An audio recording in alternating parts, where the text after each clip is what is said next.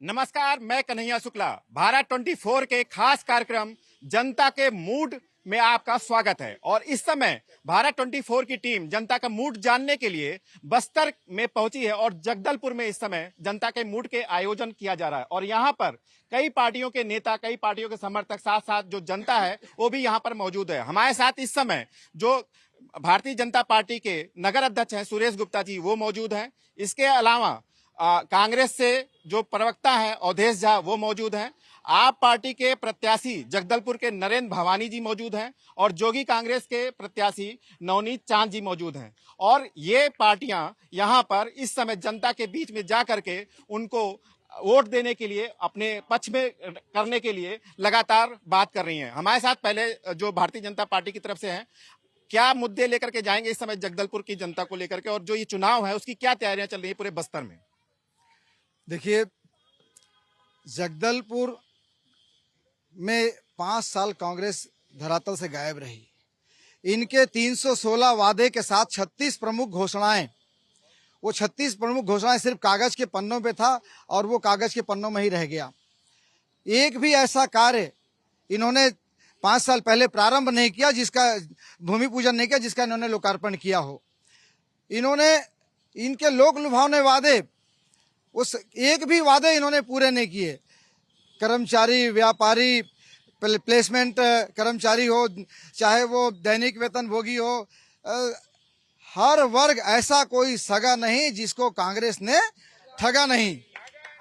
इन सारे विषय को लेकर जनता, चूंकि लोकतंत्र है और ये 5 साल में एक बार चुनाव होता है, जनता तो दो साल पहले से आतुर थी कि चुनाव का समय आए और हम इनको हमने आशीर्वाद दिया था, अब इनको इनका असली चेहरा दिखाएं और इनको वापस कुर्सी से उतारें। जब भी चुनाव आता है तो एक दूसरे के ऊपर आरोप लगाना शुरू हो जाता है। मैं इसका जवाब जो है कांग्रेस ही ले लेता हूं। क्या आरोप लगा रहे हैं गुप्ता जी?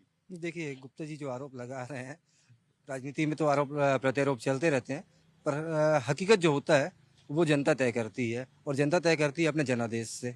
जनता का पूरा साथ आज भूपेश बघेल जी की सरकार के साथ में है। भूपेश बघेल जी की जो नीतियां हैं, चाहे किसानों के लिए हो, बेरोजगारों के लिए हो, युवाओं के लिए हो, किसानों के लिए न्याय योजना, आज देश में सबसे अधिक धान का मूल्य छत्तीसगढ़ दे रहा है। एमएसपी के ऊपर हम बोनस दे रहे हैं न्याय योजना के माध्यम से। अवधेश जी, सबसे अहम बात तो ये है कि चुनाव एकदम सर पे है। सभी पार्टियां जो है इस समय राजनीतिक सरगर्मियां तेज हैं, सभी पार्टियां अपना प्रचार प्रसार कर रही हैं। आपका तो कैंडिडेट ही अभी नहीं डिसाइड हुआ है यहाँ से जगदलपुर। ये लोकतांत्रिक प्रक्रिया है हमारे यहाँ। ऐसा नहीं कि हम थोप देते हैं एसी कमरों में बैठ के, है ना। एसी कमरों में तो बैठ के हम थोप नहीं देते हैं। छत्तीसगढ़ में ऐसा नहीं है कि अब की बार सिर्फ जो लड़ाई है वो सिर्फ कांग्रेस और बीजेपी में है। यहाँ पर खेल कोई और भी बिगाड़ सकता है। हमारे साथ इस समय आप पार्टी के जो प्रत्याशी हैं वो भी यहाँ पर मौजूद हैं। आप पार्टी भी बहुत तेजी से प्रचार प्रसार कर रही है, लेकिन कैसे लगता है कि आप 15 साल यहाँ पर बीजेपी की सरकार थी, 5 साल इस समय कांग्रेस की सरकार है, कैसे आप लोग भिड़ेंगे इन लोगों से? देखिए, 3 साल कांग्रेस, फिर 15 साल भाजपा और वापस 5 साल कांग्रेस। वास्तव में पहले छत्तीसगढ़ की जनता का मजबूरी था, लेकिन अभी केजरीवाल जरूरी है। कारण ये भी है, प्रत्याशी को लेकर झगड़ा हो रहा है, ये लोकतांत्रिक प्रक्रिया है। वास्तव क्या मुद्दे रहेंगे आप पार्टी के यहाँ के? सर, सड़क है, स्कूल है, स्वास्थ्य सुविधा है। आज बस्तर की जनता देख रही है, दोनों ही दलों ने 23 साल में स्वास्थ्य सुविधा को वेंटिलेटर पर डाल दिया है। 450 करोड़ का अस्पताल को रेफर सेंटर बना दिए हैं। ना दवाई वहां पे फ्री, ना टेस्ट वहां पे मिलता है। प्राइवेटीकरण इस कदर से किया जा रहा है कि लोगों को इतना मजबूर कर देते कि एमआरआई स्कैन भी कराना होता है आदमी को ना, तो प्राइवेट डायग्नोस्टिक में जाना पड़ता है। तो वैसे अगर हम पूरे देश की बात करें तो जब भी कोई चुनाव आता है तो आप आदमी के जो नेता होते हैं, आम आदमी पार्टी के जो उनकी जो लिस्ट होती है वो बहुत ज्यादा लुभावने वाली होती है। बहुत ज्यादा जो है फ्री का ये दे देंगे, फ्री के बहुत से वादे होते हैं। तो क्या उन वादों की झड़ी यहाँ पे भी लगाई जाएगी? देखिए, बाबा भीमराव अंबेडकर के संविधान में लिखा है, जो भी देश की राज्य सरकार गठित होता है, राज्य सरकार बनता है, उसका पहला दायित्व है कि उस जनता को शिक्षा, इलाज, ये कम से कम मूलभूत सुविधा तो मुफ्त देना पड़ेगा उनको, और वो भी अच्छी गुणवत्ता के साथ में। बड़ा दुर्भाग्य के साथ मैं बोलना चाहूंगा बस्तर में, केवल क्योंकि बस्तर का हूं, बस्तर की बात करूंगा। इलाज के लिए आज भी, परसों का बात है, मेरा भाई का एक एक्सीडेंट हो गया था, दूर का भाई है। रिफर सेंटर, मैं दोबारा बोलूंगा, यहाँ जितने मेरे भाई खड़े हैं आप किसी से पूछ लीजिए, डिमरापाल को रिफर सेंटर ही बनाया गया है। और इस समय जो बस्तर पे अगर हम बात करें तो यहाँ पर जोगी कांग्रेस का भी बहुत ज्यादा यहाँ पर एक तरीके से देखा जा सकता है कि ये लोग भी है। और आप जोगी कांग्रेस के प्रत्याशी हैं, आप किन मुद्दों पे भिड़ेंगे? देखिए, प्रदेश की राजनीति और देश की राजनीति से बड़ी होती है क्षेत्र की राजनीति। बस्तर आजादी के बाद से 75 साल गुजार चुका है। हम मोदी जी के अमृत महोत्सव के दौर में चल रहे हैं। उसके बाद भी अगर आज बस्तर को स्वास्थ्य, शिक्षा और बुनियादी सुविधाओं से जूझना पड़ रहा है, तो मैं ये कह सकता हूं कि मोदी जी की वो बात, सबका साथ सबका विकास, वास्तव में सही है, पर उनके वास्तविक नेता जो यहां पर है वो उसको पूरा करने में असफल रहे। वैसे ही भूपेश बघेल के साथ है। ऐसा कोई सगा नहीं जिसे भूपेश ने ठगा नहीं। जब तक यहां के विधायक कठपुतली बनेंगे तब तक वो यहां क्षेत्र का विकास नहीं कर सकते। वो अपने कार्यकर्ताओं का नहीं सुनते। नवनीत भाई, एक बात, कुछ दिनों पहले एक खबर आई थी जिसमें जो है आपके पार्टी के अध्यक्ष जी जो हैं, एक स्टैम्प पेपर पर सारी अपनी घोषणाएं, अपने वादे उन्होंने स्टैम्प पेपर पे लिखा था, रजिस्टर्ड स्टैम्प पेपर पे। तो क्या वो जो सिर्फ घोषणाएं हैं सिर्फ जनता को लुभावने के लिए हैं, कि अगर इस तरीके की कोई तस्वीर बनती है कि आप सरकार में किसी तरह से आते हैं, चाहे आप समर्थन में आते हैं या आपकी सरकार बनती है, तो उन लुभावनों को आप जो है, जो वादे हैं उनको पूरा किया जाएगा? बिल्कुल, शपथ पत्र का मतलब ही कानून की धारा के अंतर्गत होता है।